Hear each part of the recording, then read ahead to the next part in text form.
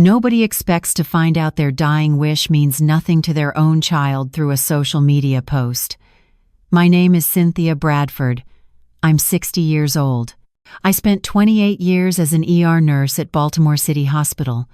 I worked through COVID when people were dying alone by the hundreds. I held their hands when families couldn't visit. I called their children to say goodbye when they were too sick to speak. And yesterday, my own daughter couldn't spend 2 hours with me at chemotherapy because she had a brand partnership call. This morning, she posted on Instagram that I'm toxic family she needs to distance herself from. I'm not toxic. I'm dying. Stage 4 lung cancer, 12 to 18 months, the doctors say, 6 months into treatment already. And my daughter Jasmine thinks asking her to sit with me during chemo is toxic behavior. Let me back up. Show you how I found out. The 9th of October 2024, Wednesday morning, 6:15 a.m. I was sitting in my small living room, trying to eat toast before my 9 a.m. chemotherapy appointment. My stomach was already churning. Chemo days are the worst. The anticipation of feeling poison pump through your veins for hours while you sit in a chair watching other people just as sick as you are, all of us pretending we're going to beat this thing. My phone rang. Patricia Williams, my best friend for 20 years. We worked together in the ER, survived countless night shifts, held each other up through the worst trauma cases you can imagine. Cynthia, have you seen Jasmine's Instagram? My heart dropped. Patricia's voice had that careful tone, the one we used in the ER when we had to tell families their loved one didn't make it. No. What happened? Check it, I'll wait. I opened Instagram, found Jasmine's profile. She'd posted a story 10 hours ago, around 7:30 last night. The image was her sitting on a yoga mat at sunset, eyes closed, peaceful expression. The caption made my hands shake. Sometimes you have to distance yourself from toxic energy, even if it's family. Protecting my peace and mental health this week. Self-care isn't selfish. So grateful for Marcus, for helping me set healthy boundaries and choose myself first. Remember, you can't pour from an empty cup. Hashtags beneath. Self-care, mental health matters, healthy boundaries, protect your peace. Choose yourself. 12,000 people had viewed it. 340 comments asking what happened, if she was okay, sending prayers. Toxic family. That was me, her mother. Cynthia? Patricia's voice pulled me back. You still there? I'm here. Did you read it? Yes. Silence for a moment. Then Patricia said quietly, What happened yesterday? I asked her to come with me to chemo today. She said she couldn't. She has a brand call and wedding planning with Marcus and his parents. And she posted that? Apparently asking my daughter to accompany me to cancer treatment while I'm dying is toxic behavior now. Patricia was quiet. Then, Cynthia, I'm coming to pick you up for chemo, 8:30. We'll go together. You don't have to. I'm coming. And Cynthia? Maybe it's time people knew the truth about what you've been dealing with. After we hung up, I sat there staring at that Instagram story, at my daughter's peaceful face, her carefully curated image of wellness and boundaries and self-care. Self-care. While her mother sat alone getting poison pumped into her veins because she had stage 4 cancer, I thought about the condo I'd been paying for, the $2,780 every month for 4 years, the $158,400 total that Jasmine thought she'd earned herself as a self-made influencer entrepreneur. I thought about the $58,000 I'd paid for my cancer treatment, money that came from my dead husband's life insurance, the savings we'd put away for retirement, all gone, drained, while Jasmine made $8,200 a month posting about gratitude and wellness and living your best life. I thought about 28 years of night shifts, of holding dying patients' hands, of calling their families, of making sure no one died alone in my ER, and my own daughter couldn't sit with me for 2 hours. Toxic. She called me toxic. Something broke in me then. Or maybe it had been breaking for months, since April, when Dr. Sarah Mitchell sat across from me and said, "Cynthia, I'm sorry. Stage 4. It's in your lungs, your lymph nodes. We can try aggressive treatment, but you're looking at 12 to 18 months. 18 months if I was lucky, 12 if I wasn't." And in those 6 months since diagnosis, Jasmine had visited exactly 0 times. Patricia arrived at 8:30 like she promised, drove me to the cancer center, sat with me during the 4-hour infusion, held my hand when the nausea got bad, brought me ginger ale and crackers, did all the things a daughter should do. On the drive home, she said, "You need to tell your story, Cynthia. People need to know what you've been dealing with. It'll just make things worse." Worse than your daughter calling you toxic on Instagram while you're dying? She had a point. That evening, after Patricia left, I sat in my living room, same couch, same small space. But something felt different. I picked up my phone, opened Facebook, and I started recording. Before I tell you what I said in that video, you need to understand who Jasmine used to be, before the Instagram followers, before Marcus and his wealthy family, before she decided that being a nurse's daughter was something to hide. Jasmine was born in 1995. Lawrence and I had been married 6 years. I was 31, working night shifts in the ER. Lawrence taught high school math during the day. We were a team. He'd watch Jasmine at night while I worked. I'd take over during the day while he taught. Money was tight. 2 public service salaries in Baltimore doesn't buy you much. But we had enough. We had each other. Jasmine grew up in hospital break rooms. I'd bring her with me sometimes when Lawrence had late parent-teacher conferences. She'd sit in the nurses' station doing homework while I triaged patients. The other nurses loved her, called her our little shadow. She was proud of me then. I remember her 5th grade career day.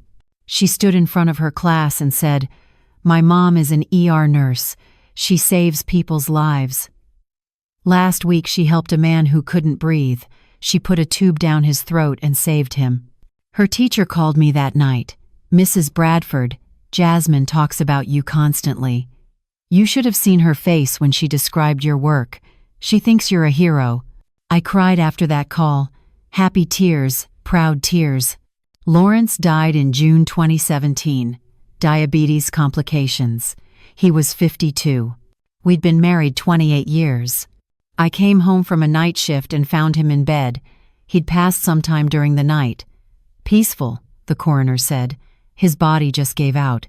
Jasmine was 22, just graduated from University of Maryland with a marketing degree.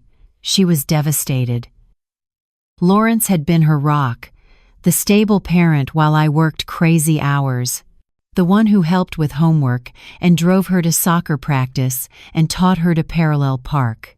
After the funeral, after we buried him next to his parents in the cemetery on Reisterstown Road, Jasmine moved back home, said she didn't want me to be alone. We grieved together for months. His life insurance paid out $95,000. It was all we had. 28 years of marriage and $95,000 was what his life was worth to an insurance company. I put it in savings, told myself it was for retirement. For the future Lawrence and I had planned. Travel, maybe a small place at the beach. The dreams you have when you think you have time. By 2019, Jasmine had started her Instagram, wellness content, morning routines and gratitude journals, and green smoothies. It grew slowly at first, few hundred followers, then a few thousand. She was good at it, I'll give her that. She had Lawrence's charm, his ability to make people feel seen. She'd film these videos about self-love and positive thinking, and people responded. By 2020, she had 80,000 followers, started getting sponsorship offers, wellness brands, athleisure companies, skincare products. Money started coming in, not much at first, maybe $1,500 a month, but it was something. That's when she said she wanted to buy a condo. Something in Fells Point. Trendy neighborhood. Exposed brick. Harbor views. The kind of place that said I've made it. The condo cost $180,000. She'd saved $12,000. Needed $18,000 for the down payment. And someone to co-sign the mortgage because her income was inconsistent.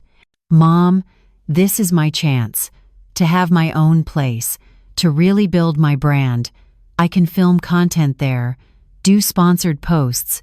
It'll pay for itself. I looked at the numbers. $1,680 a month mortgage, plus $420 insurance, plus $680 HOA fees. Total $2,780 monthly. Jasmine, can you afford that? I'm making $3,000 a month now from sponsors.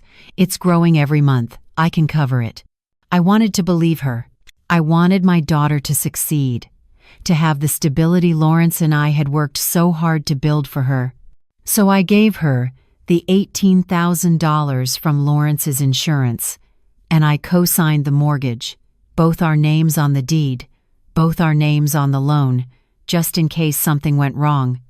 August 2020, she moved into that condo, posted photos of herself unpacking. New chapter, new home. So grateful for this opportunity. Manifestation works.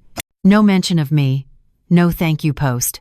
No acknowledgement that I'd given her $18,000 and put my name on a loan. That should have been my first warning. But I told myself she was young. She'd thank me privately.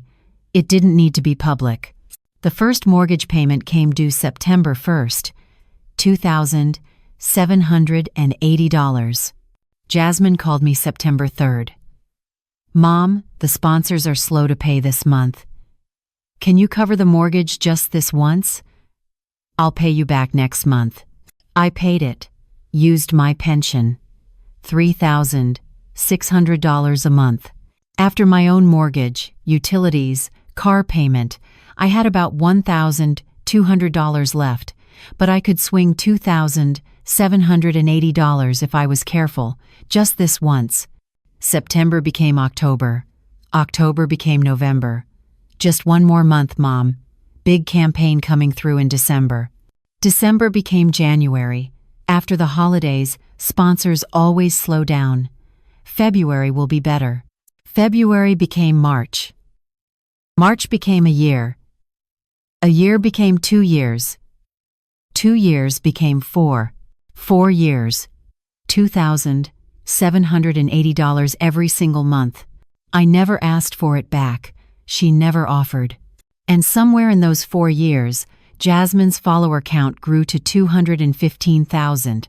Her monthly income grew to $8,200. She got a Range Rover, designer clothes. Weekly brunches at expensive restaurants with Marcus and his friends. She was living the life she'd manifested, the life I was paying for. In spring 2022, she met Marcus Chen, corporate lawyer, came from money.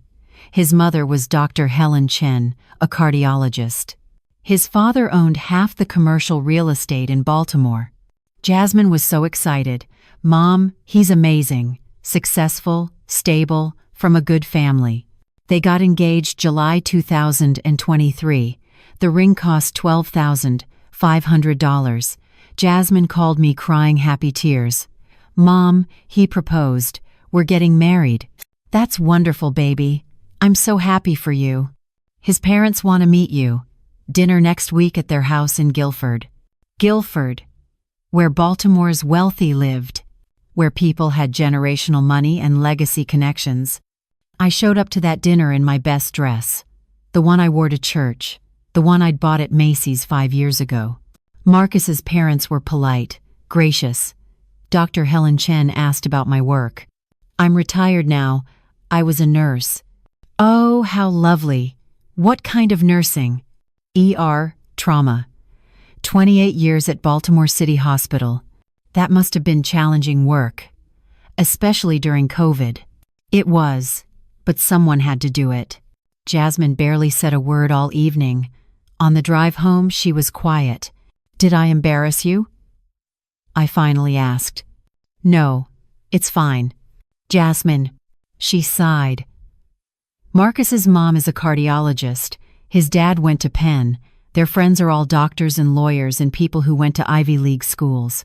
And I'm just a nurse who went to community college. I didn't say that. You didn't have to. We didn't talk the rest of the drive. That's when I started noticing it. How she never posted about me anymore. No Mother's Day tributes, no throwback photos. I'd been quietly edited out of her perfect curated life. But the mortgage payments kept coming out of my account, every month, like clockwork. Then came April 2024, Dr. Sarah Mitchell's office, my colleague for 15 years, now my oncologist. "Cynthia, I'm sorry. Stage 4 lung cancer. Stage 4. The words that change everything. The words that make you realize all those plans you had for someday are never going to happen." Dr. Sarah Mitchell sat across from me in her office. Same hospital where we'd worked together for 15 years. Same building where I'd spent 28 years of my life. Now I was the patient. "How long?" I asked. "With aggressive treatment, 12 to 18 months. Without treatment, maybe 6. 12 to 18 months. A year. Maybe a year and a half if I was lucky." That was all I had left. "The treatment is going to be rough, Cynthia. Chemotherapy, radiation. The side effects are significant at this stage." "I know. I've seen it enough times." Sarah reached across the desk and took my hand. "You're not alone in this. We'll get you through it." But I was alone. Lawrence was gone. My brother-in-law James lived in Philadelphia, had his own family. Patricia was my closest friend, but she had her own life, her own shifts, her own problems. And Jasmine, my daughter. The person who should have been first on my call list. I waited 2 days before telling her. Tried to find the right words. How do you tell your child you're dying? I called her on a Saturday afternoon, April 20th. She answered on the 4th ring. "Hey Mom, what's up? I'm kind of in the middle of filming. Jasmine, I need to talk to you about something important. Can it wait? I have to post this by 6 p.m. for optimal engagement." "No, it can't wait." I heard her sigh, background noise fading as she moved to another room. "Okay, what's going on?" "I went to the doctor this week. They found cancer, stage 4, in my lungs." Silence. Long silence. Then, "Oh my God. Mom. Are you sure?" "I'm sure." Dr. Mitchell confirmed it. "I start chemotherapy next week." "How long?" 12 to 18 months. With treatment. More silence. I could hear her breathing. "Jasmine, I need you. I'm going to need help getting through this." "Of course. Yeah. Of course I'll help. What do you need?" "Come with me to my first chemo appointment. Tuesday at 9 a.m. "I don't want to go alone." "Tuesday? This Tuesday?" "Yes." "Mom, I have a sponsored post due Tuesday. It's a $1,200 campaign.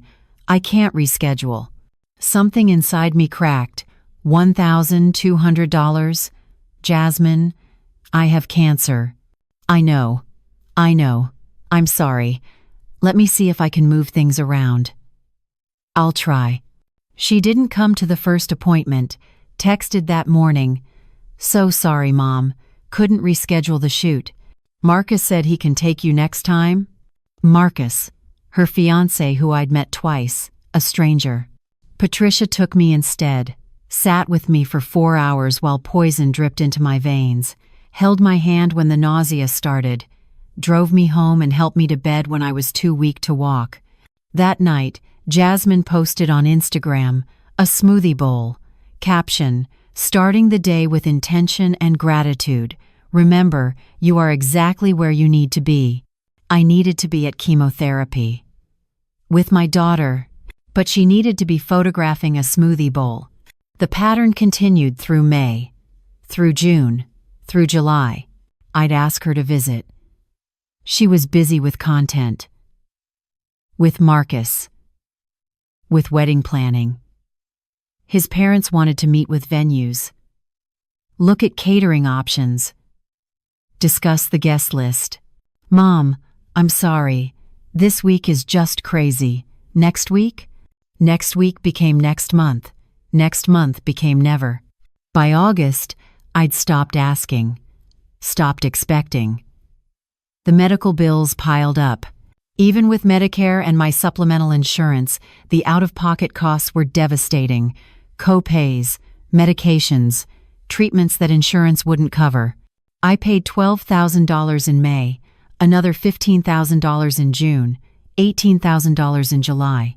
By August, I'd spent $58,000.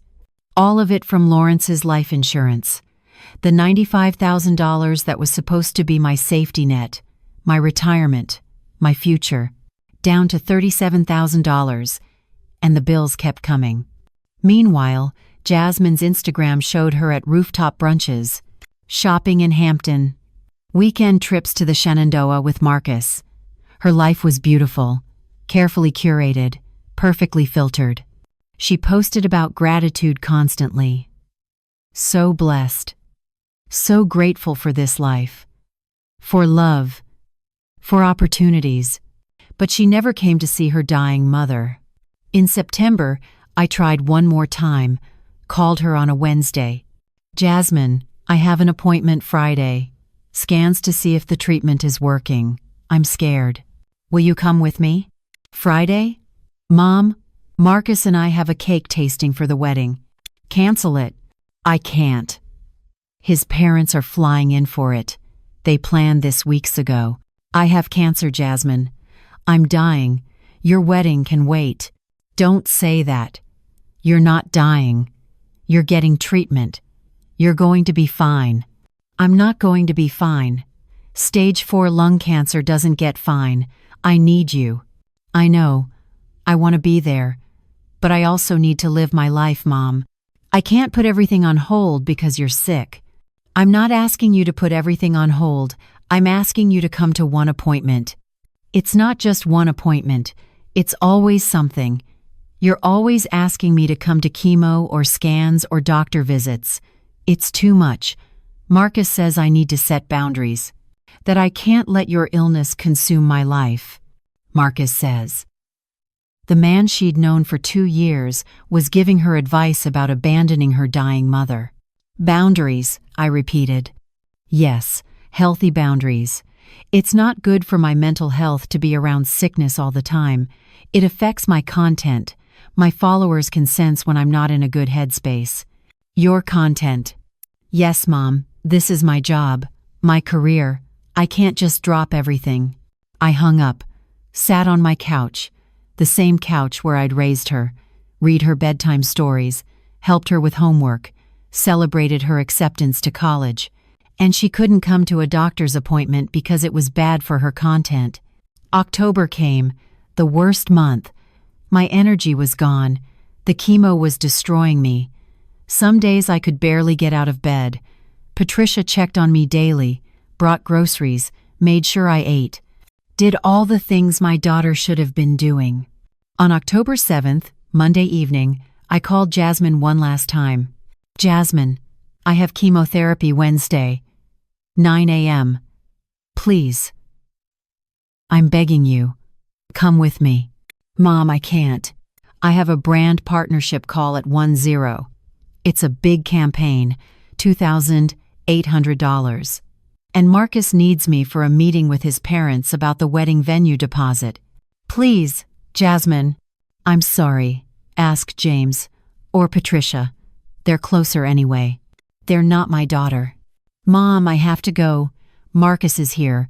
We're doing meal prep for his diet. She hung up. I sat there holding my phone. And something inside me that had been bending for months finally broke. The next morning, Tuesday, October 8th, at 7:30 p.m., Jasmine posted her Instagram story. The one about toxic family. About protecting her peace. About boundaries. About self-care. About me. And Wednesday morning, after Patricia showed me that post, after we went to chemotherapy together, after I came home exhausted and heartbroken, I picked up my phone and I recorded an 8-minute video that would change everything.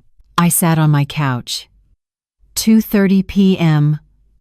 Wednesday afternoon. October 9th. The chemotherapy drugs were still moving through my system. My hands shook. My stomach churned. But my mind was clear for the first time in months. I opened Facebook, hit record, and I didn't plan what I was going to say. I just talked. My name is Cynthia Bradford. I'm 60 years old. I was an ER nurse at Baltimore City Hospital for 28 years. My voice cracked already. I kept going. I have stage 4 lung cancer. The doctors say 12 to 18 months. I've been in treatment since April. 6 months now. I held up my phone, showed the medical bracelet on my wrist, the one they give you at the cancer center. Yesterday, I asked my daughter Jasmine to come with me to chemotherapy today. She said she was too busy. She had a work call, wedding planning with her fiancé's parents. She couldn't spare 2 hours. Tears were coming now. I didn't wipe them away. This morning, I woke up to see she posted on Instagram about cutting off toxic family. That toxic family is me, her dying mother. I pulled up Jasmine's Instagram story on my phone, held it to the camera. This is what my daughter posted.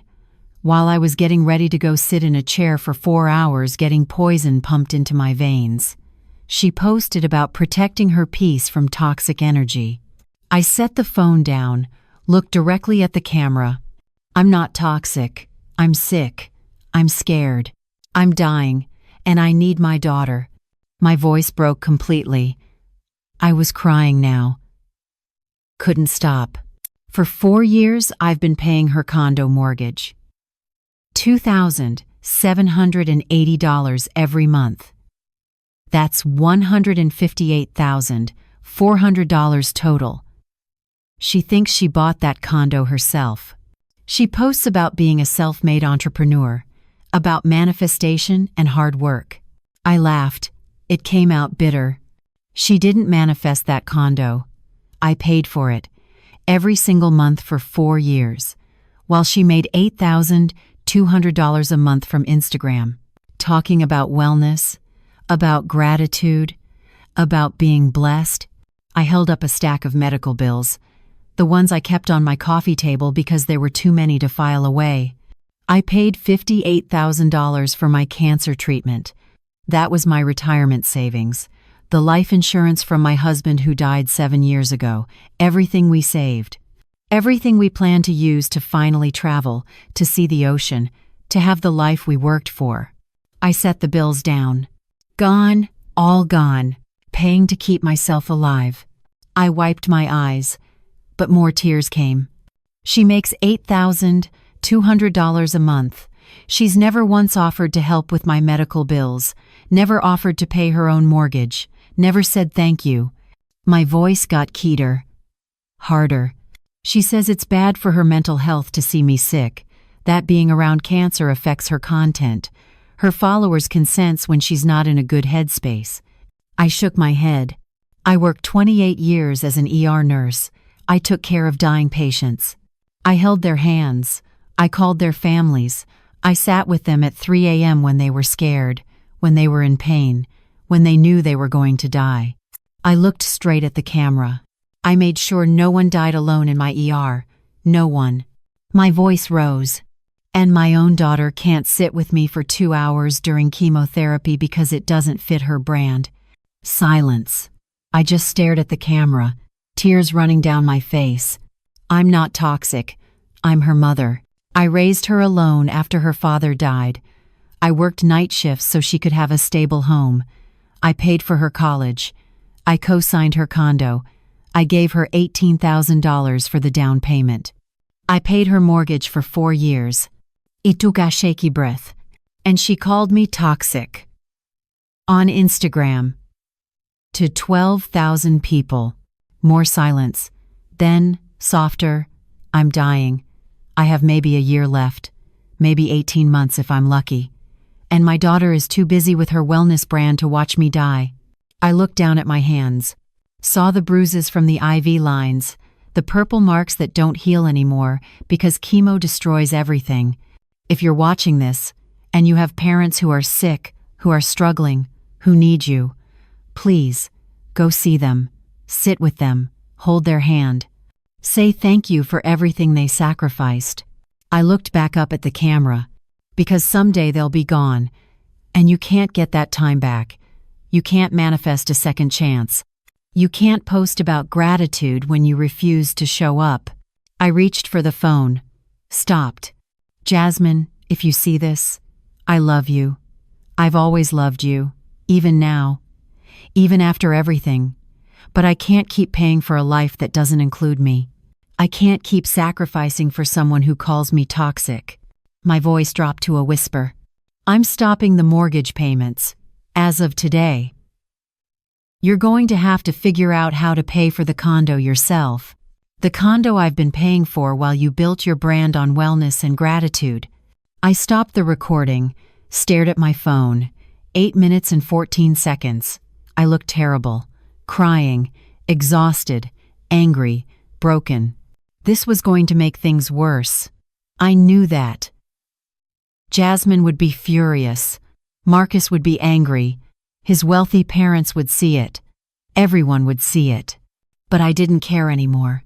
I posted it to Facebook. All 2,800 of my friends, mostly hospital staff, former patients, church community, family.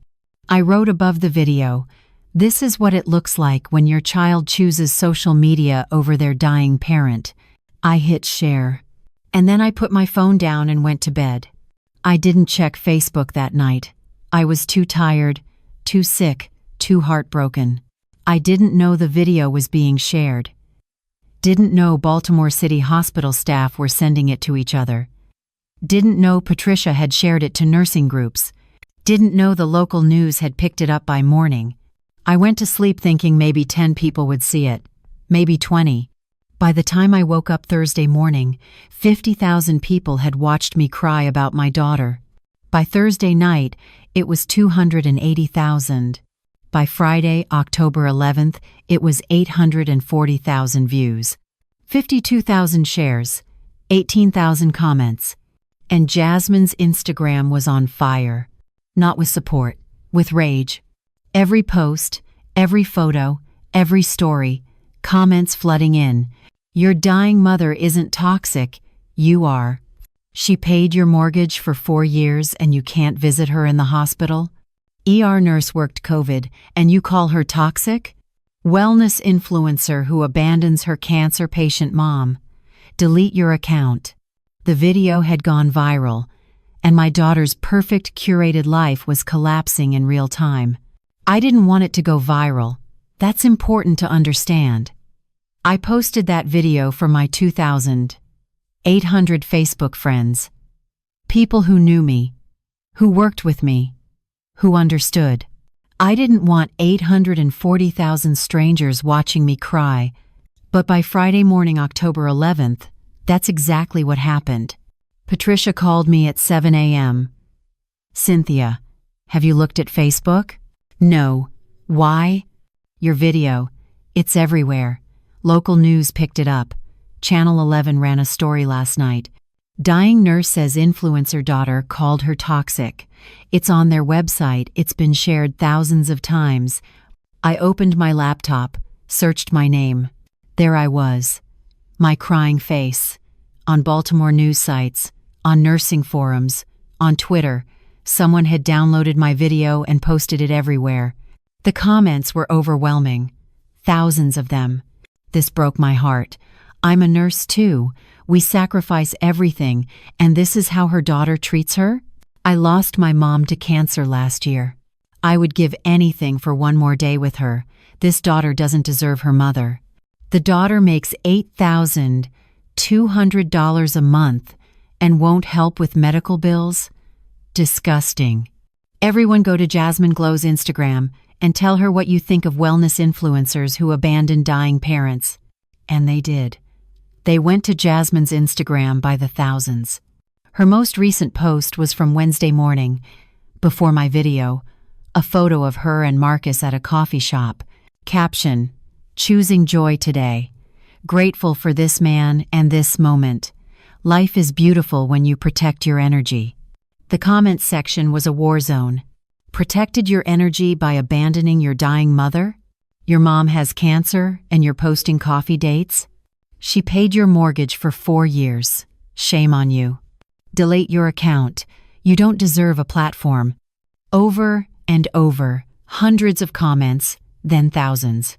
Jasmine disabled comments by Friday afternoon, but people found her other posts, her TikTok, her Facebook business page.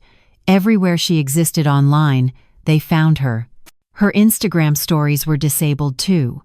No more updates, no more wellness content. Radio silence. But I could see her follower count dropping. 215,000 on Wednesday, 206,000, 800 by Friday night. 8,000 people unfollowed in 3 days. Saturday morning, my phone rang. Unknown number. I almost didn't answer. "Mom?" Jasmine's voice, small, shaking. "What do you want?" "What did you do?" I told the truth. "You posted a video. You told everyone our private business. It's everywhere. People are attacking me. I've lost sponsors. I've lost followers. My comments are full of hate. I posted a video to my Facebook friends. I didn't make it go viral. You knew what would happen. You're a nurse.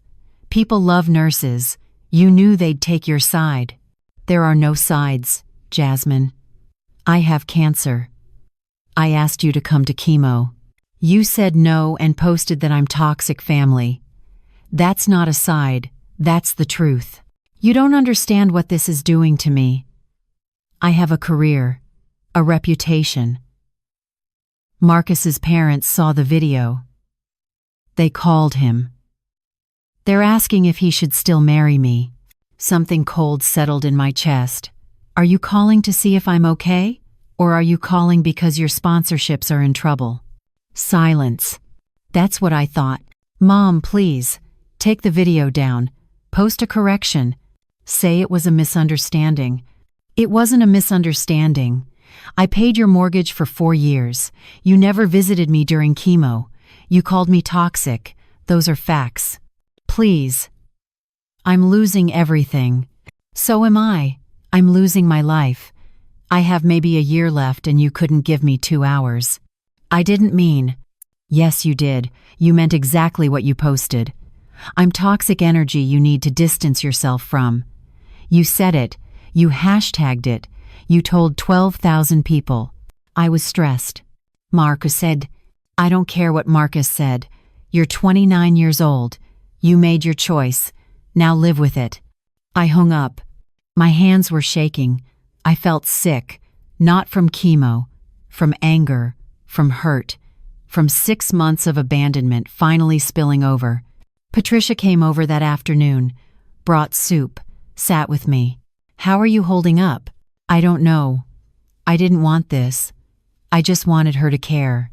"She should have cared before you had to make a video." "I know. Cynthia, people are organizing something. The hospital staff, they want to do a fundraiser for your medical bills." "No, I don't want charity." "It's not charity. You worked there 28 years. You took care of thousands of patients. COVID almost killed half our department, and you were there every shift. Let people help you." I started crying again. I just wanted my daughter. Patricia held my hand. "I know. I know."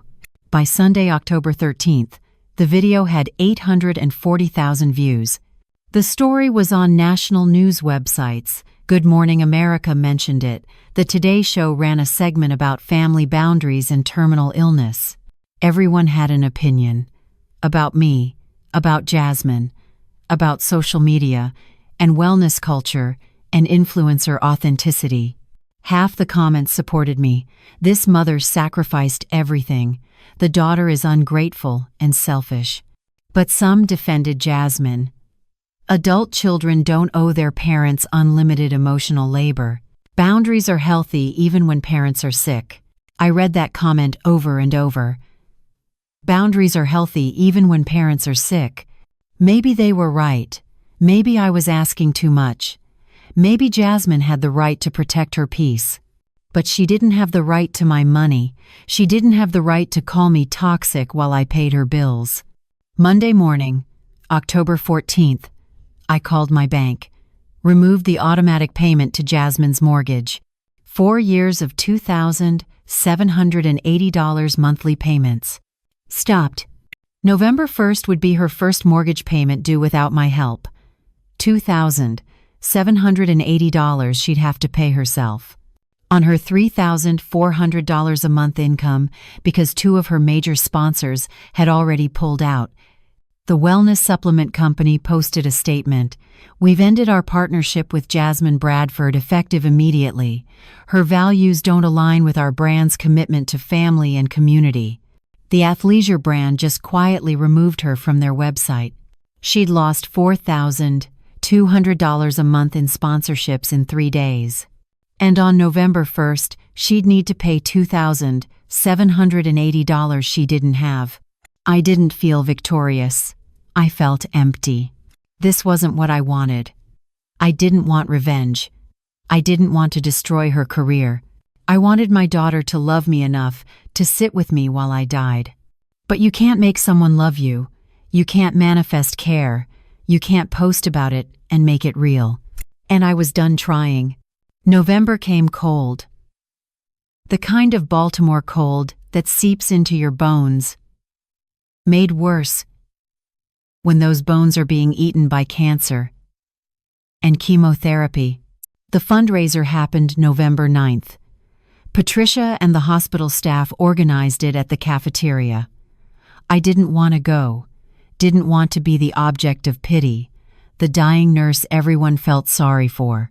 But Patricia insisted. Cynthia, these people love you. Let them show it. 380 people showed up, nurses I'd worked with for decades, doctors, techs, administrative staff, former patients who remembered me, people from my church, neighbors I'd known for 30 years. They'd set up a donation table, a slideshow of photos from my 28 years at the hospital, me and my scrubs on my first day in 1993. Me holding newborns in the ER who'd been brought in after emergency births. Me with my team during COVID, all of us exhausted, masks covering our faces, but you could see the tiredness in our eyes. Captain Rita Moore from the Baltimore Fire Department was there. We'd worked hundreds of trauma cases together.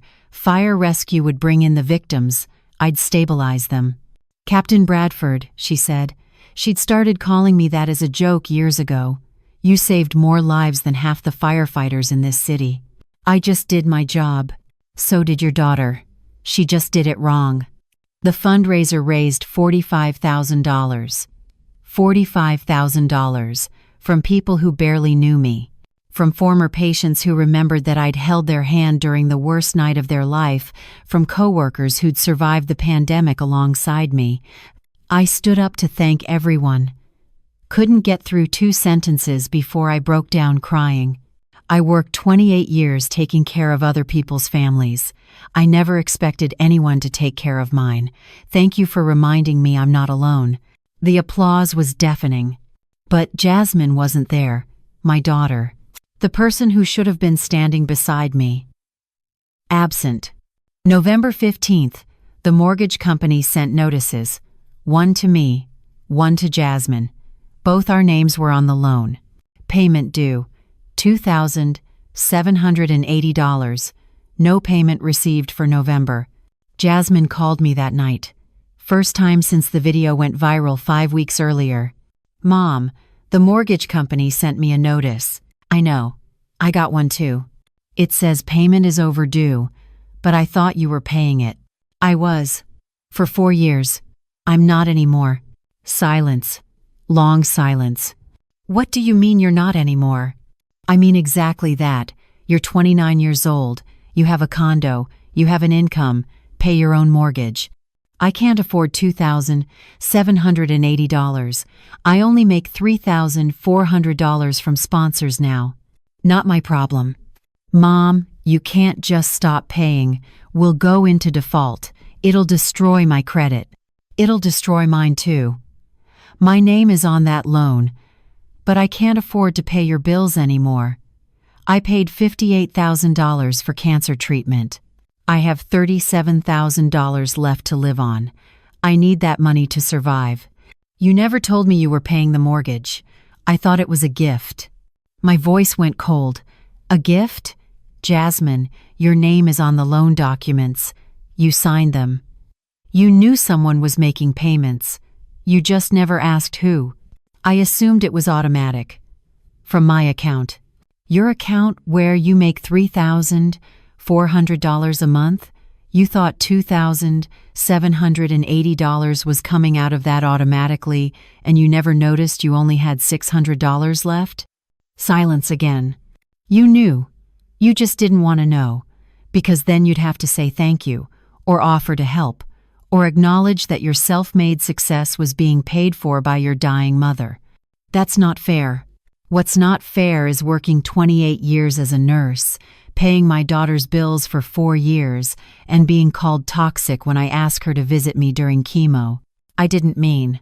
Yes, you did. You posted it publicly. With hashtags. You meant every word. I hung up again. December came. Still no mortgage payment. The mortgage company sent second notices. Late fees adding up. Default warnings. Jasmine's Instagram was a ghost town. She'd posted twice in November. Generic quotes about growth and healing.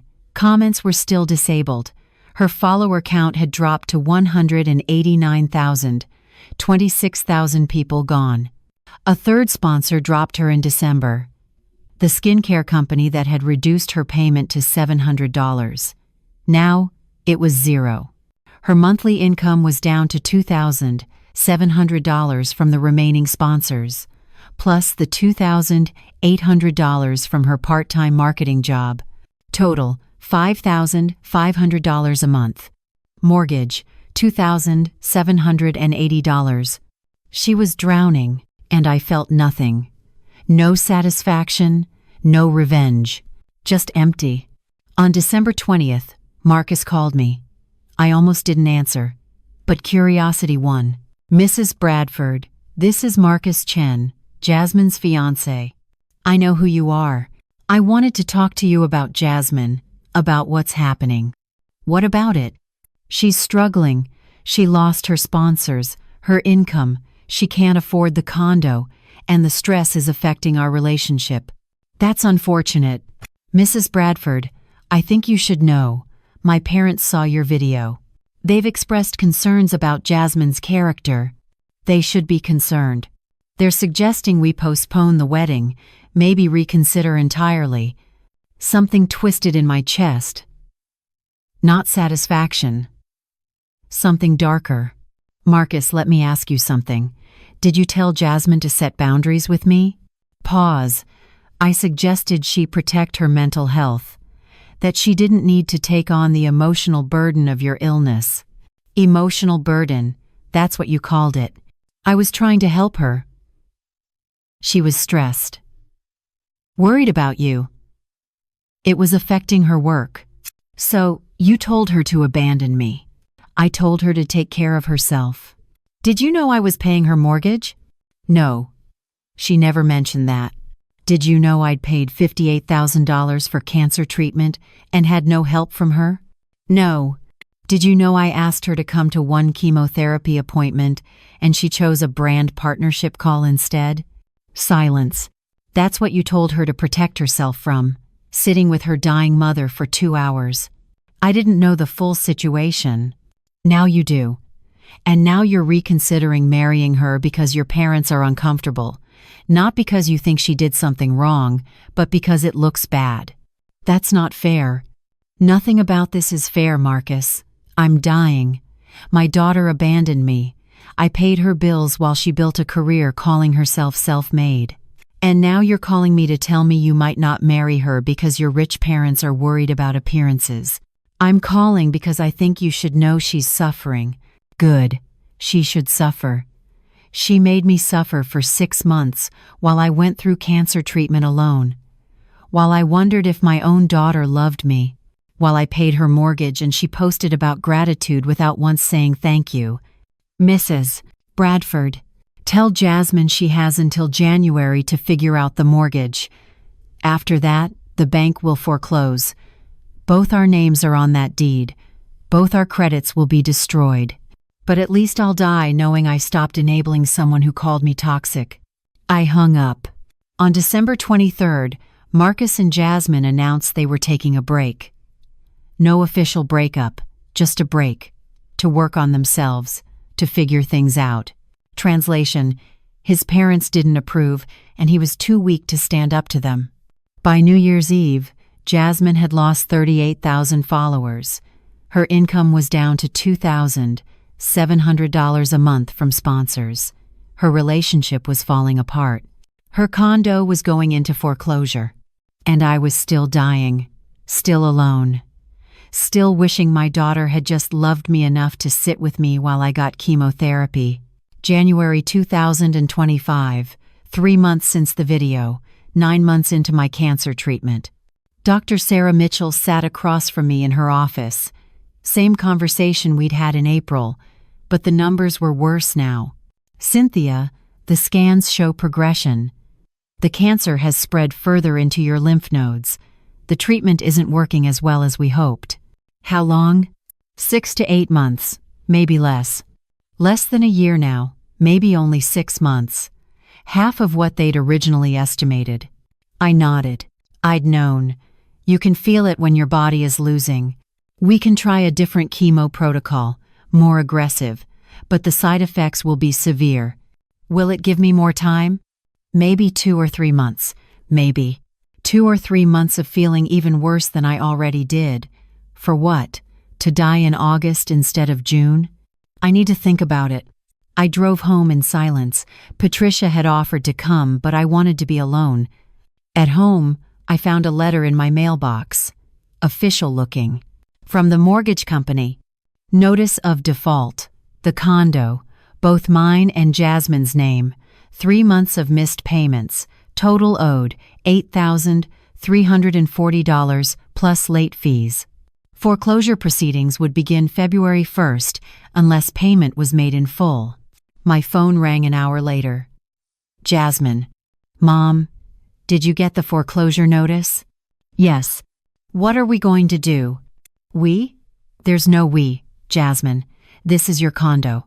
Both our names are on it. Foreclosure will destroy both our credits. I'm dying. I don't need credit. Mom, please. I can't lose the condo. You can't afford the condo. You never could. I was paying for it. I know that now. I'm sorry. I should have realized. I should have said thank you. Should have. Past tense. Too late for should have. What if I sell it, pay off the mortgage, start over, then sell it? I need you to agree. Both our names are on the deed. I was quiet for a long moment. Fine. Sell it.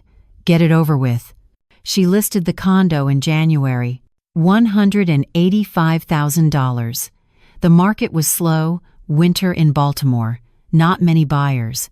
Meanwhile, Marcus made it official. January 8th, the engagement was off. He released a statement on his LinkedIn, very corporate, very careful. After much reflection, Jasmine and I have decided to end our engagement. We wish each other well in our future endeavors.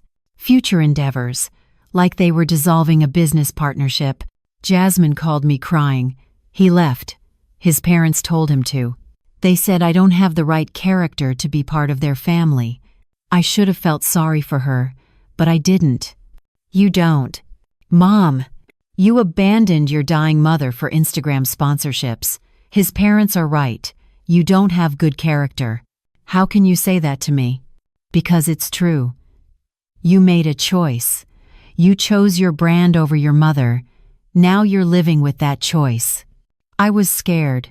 I didn't know how to handle seeing you sick. So you didn't handle it at all. You just pretended I didn't exist. I made a mistake. You made dozens of mistakes, every day for 6 months. Every time you posted about gratitude while ignoring me. Every time you chose a sponsored post over visiting me. Every time you let Marcus convince you that boundaries meant abandonment. Silence on the line. Then, what do you want from me? I wanted you to love me, to show up, to sit with me while I died. But you can't do that. So I don't want anything anymore. There has to be something I can do. There isn't. It's too late. The condo sold in March. Finally. A young couple. First-time buyers. They paid $185,000. After the remaining mortgage balance of $158,000 and realtor fees of $13,000, we netted $14,000. Split 50-50. I got $7,000. Jasmine got $7,000. $7,000. That's what 4 years of $2,780 monthly payments added up to for me. I used my $7,000 for medical bills. It covered about 6 weeks of treatment. Jasmine used hers to move into a studio apartment. $1,100 a month. Small. Not trendy. Not Instagram-worthy. Just functional. She got a full-time marketing job at a small agency. $42,000 a year. Plus, she still had some sponsor income. Maybe $2,000 a month now. Total income around $5,500 monthly. She was surviving. Barely, but surviving. I wasn't. By April, I'd stopped most treatments. The aggressive protocol doctor, Mitchell suggested, made me so sick I couldn't function. I chose quality over quantity. However many months I had left, I wanted to be conscious for them. Patricia visited every day. James drove down from Philadelphia every weekend. My church community rotated making me meals. But Jasmine stayed away. Until one Saturday in late April, a knock on my door. 2 p.m. I opened it. Jasmine stood there. She looked different. Thinner. Older. Tired. Her hair was natural, no longer the perfect influencer waves. Minimal makeup, jeans and a plain sweater. "Hi, Mom. What do you want? Can I come in?" I stepped aside. She walked into my small living room, the same room where I'd recorded the video that destroyed her life 7 months ago. She sat on the couch. I sat in my chair. We looked at each other. "I've been in therapy," she finally said. "Since January, twice a week." "Good for you. My therapist says I have avoidance issues, that I push people away when things get hard, that I used my wellness brand as a way to pretend everything was perfect when it wasn't." "Your therapist is right. I was scared, Mom. When you got sick, I was terrified. Dad died suddenly. I never got to say goodbye, and then you got cancer, and I knew I was going to lose you too, so I just shut down, pretended it wasn't happening." "You didn't pretend it wasn't happening. You called me toxic and cut me off." "I know. I was wrong. I was so wrong." Tears were running down her face now. "I can't take back the last year. I can't undo what I did. But I want to try. I want to be here. For however long you have left." I looked at her, really looked at her. My daughter, 29 years old, crying in my living room. Finally showing up. Too late, but showing up anyway. "I don't forgive you," I said. She nodded. "I know, but you can visit, once a month, 1 hour. We'll see how it goes." "Once a month? That's all I can handle right now. I'm too angry for more." "Okay, once a month." She stood to leave. Stopped at the door. "I love you, Mom." I didn't answer. I wasn't ready to say it back. She left, and I sat in my chair, wondering if healing was even possible when you only had months left to live. May came with flowers. Patricia planted them in my small front garden. Tulips, purple ones, my favorite color. Jasmine came for her first visit May 5th. Sunday afternoon, 2 p.m. exactly. She knocked. I let her in. "Hi, Mom." Yasmin. She brought groceries, things I liked. Ginger ale for nausea, crackers, soup. She put them away without asking. We sat in the living room. Awkward silence. "How are you feeling?" she finally asked. "Tired, sick, dying, the usual." She flinched. Good. She should flinch. "What are the doctors saying?" 4 to 6 months, probably closer to 4. I watched her process that. 4 months. It was May. I'd be dead by September. "Is there anything I can do?" "You can tell me why it was so hard to just show up." She was quiet for a long time. Then, when Dad died, it destroyed me. I was 22. I thought we had more time. I thought I'd have years to be an adult before I had to deal with death. And then he was just gone. I know. I was there. When you got cancer, all I could think about was losing you too. And I couldn't handle it. The wellness brand was my escape. If I could just focus on positivity, on good vibes, on perfect lighting and perfect captions, maybe I could pretend the bad stuff wasn't real. But it was real. I was dying. I needed you. I know. And instead of facing that, I let Marcus convince me that protecting my mental health meant protecting myself from you. That boundaries meant I didn't have to watch you suffer. Boundaries are supposed to protect you from harm. I wasn't harming you. I was dying. I know that now. But Marcus made it sound reasonable. His family is different. When someone is sick, they hire help. Nurses, caregivers. They don't do it themselves. He said that was healthier, more evolved. More rich, you mean? Yeah, more rich. She wiped her eyes. I was ashamed, too, of not having the perfect life.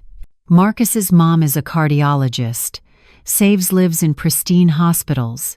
You were a nurse, in an ER, with blood and trauma and chaos. And I let him make me feel like that was less important. I saved lives, too. I know you did. And I was an idiot for not seeing that. For caring more about impressing his family than honoring you. We sat in silence. I didn't absolve her. I couldn't. But I heard her. "Your hour is up," I said. She nodded, stood. "Can I come back next month?" June 6th. Same time. "I'll be here." She was. June 5th, 2 p.m. She brought more groceries. We talked for an hour. About nothing important. About her new apartment. Her job. How strange it was not posting on Instagram anymore. She'd stopped posting in March. Her account still existed. 165,000 followers remained. But no new content, just a ghost of what she used to be. "I don't know who I am without the brand," she admitted. "I built my whole identity around it.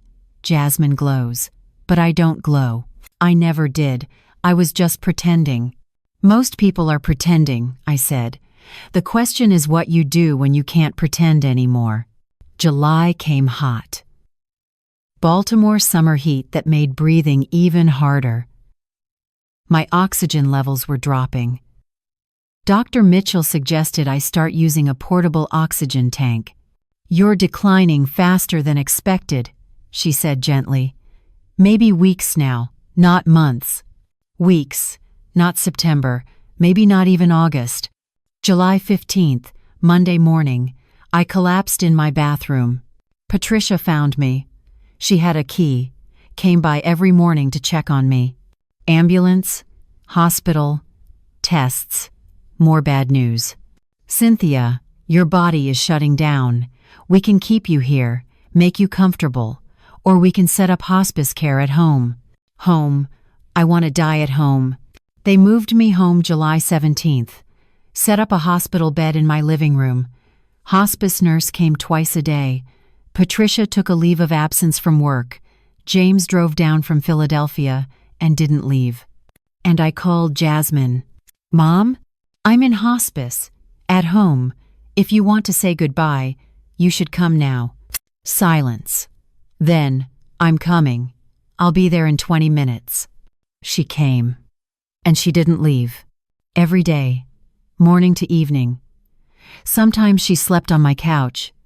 She'd sit beside my bed, hold my hand, read to me when I was too weak to talk. We didn't talk much about the past. There wasn't time for all that. We talked about small things, memories of her father, her childhood.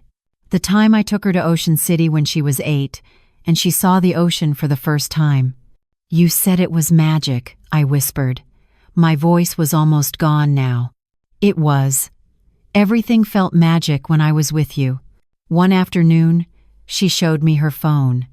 I deleted my Instagram account permanently, not just stopped posting, deleted it.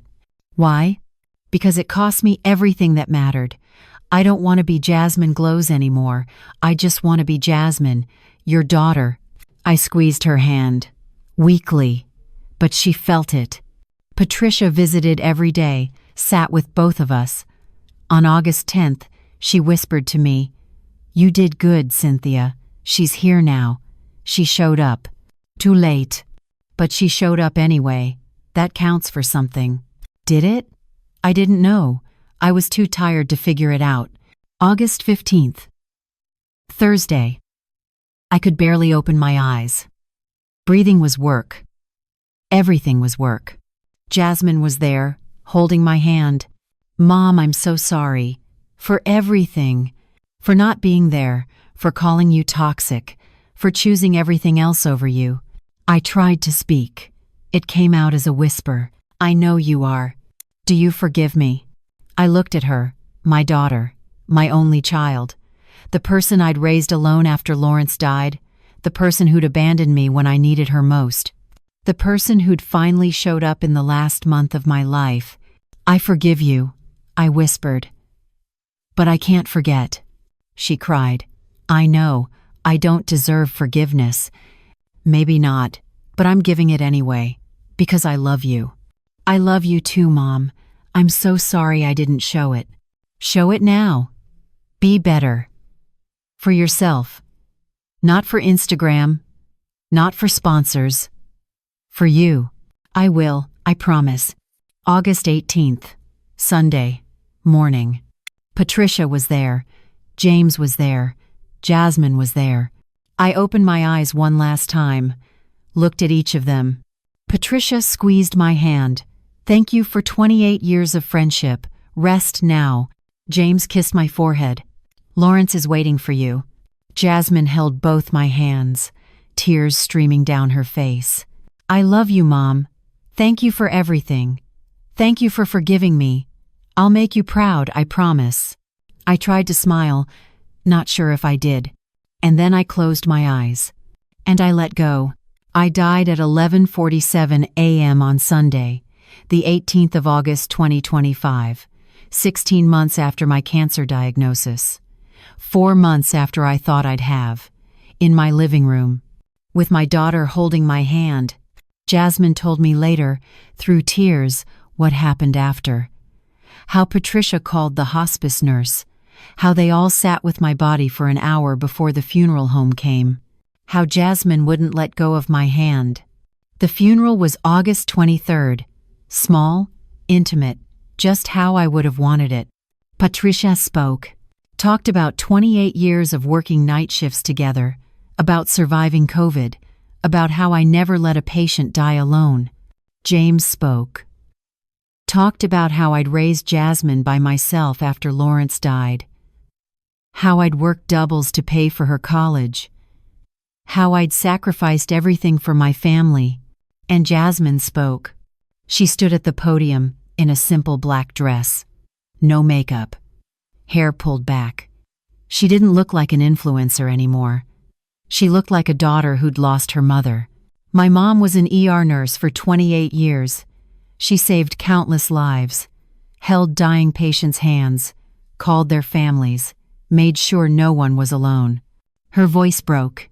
And when she was dying, I wasn't there. I chose my career over her. I chose my image over her. I called her toxic when all she wanted was for me to sit with her during chemotherapy. The church was silent. I don't deserve to stand here. I don't deserve to be called her daughter. But in the last month of her life, she let me come back. She let me hold her hand. She forgave me, even though I didn't deserve it. She looked at my casket. "Mom, I'm sorry I wasted so much time. I'm sorry I let fear control me. I'm sorry I didn't show up until it was almost too late. But thank you. Thank you for giving me one more chance. Thank you for teaching me that love means showing up even when it's hard, especially when it's hard." She stepped down, sat in the front pew, cried into Patricia's shoulder. After the service, people came up to Jasmine. Former patients of mine, hospital staff, people I'd helped over 28 years. One elderly man took her hands. "Your mother saved my life in 2019. I had a heart attack. She kept me alive until the ambulance arrived. I'm only here today because of her. A young woman with a baby, your mom delivered my son in the ER. Emergency birth. She was so calm, so capable. She made me feel safe. A nurse from the hospital. Your mom trained me, taught me how to stay composed during trauma cases. She was the best nurse I ever worked with." Over and over, people telling Jasmine who I was, what I meant to them, the lives I'd touched. She listened to every story, cried through most of them. Baltimore City Hospital held a memorial service for me in September. They put up a plaque in the ER, "In memory of Cynthia Bradford, RN, 28 years of compassionate service, no one dies alone." Jasmine attended. She told me she stood in front of that plaque for 20 minutes, reading it over and over. My will left almost everything to a nursing scholarship fund, $30,000. For students who wanted to work in emergency medicine, Patricia helped administer it. I left Jasmine one thing, a letter, written in July when I knew I was dying. She opened it alone in her studio apartment. Read it sitting on her bed. Jasmine framed that letter, hung it in her apartment. Read it when she needed reminding. 6 months after I died, she was still working at the marketing agency, still living in her small studio. Still had 165,000 followers on an Instagram account she never touched. She started volunteering at Baltimore City Hospital, 2 Saturdays a month, in the ER, not as a nurse, just helping, talking to families, bringing them coffee, sitting with people who were alone. She met a man there, another volunteer, named David. He worked in IT, made decent money but wasn't rich, wasn't flashy, just kind. Steady. He'd lost his father to cancer 2 years before. He understood grief. They started dating in December, slowly, carefully, no social media, no announcements, just 2 people trying to heal from loss. Patricia kept in touch with Jasmine. They met for coffee once a month. "Your mom would be proud," Patricia told her in February 2026. "You're showing up now. I just wish I'd shown up sooner." We all wish that. But regret doesn't change the past. It only ruins the future if you let it. Jasmine started therapy again, worked through her grief, her guilt, her shame. She never reactivated her Instagram, never went back to influencing. She stayed at the marketing agency, made $42,000 a year, lived simply, showed up for the people she loved. And every Sunday, she visited my grave. Brought purple tulips, Patricia's favorites. Sat and talked to me. Told me about her week, about David, about the patients she met volunteering, about how she was trying to be better. "I'm showing up now, Mom," she'd say. "It's too late for you, but it's not too late for me to be the person you wanted me to be." 1 year after I died, the 18th of August 2026, she brought a special bouquet, purple tulips and white roses. She sat at my grave for an hour. I miss you every day. I'm sorry for every day I wasted, for every moment I wasn't there. But I'm here now. I'm showing up. For everyone. Not just when it's easy. Not just when it fits my image. All the time. The way you showed up for 28 years. She placed the flowers on my grave. Thank you for forgiving me. Thank you for loving me, even when I didn't deserve it.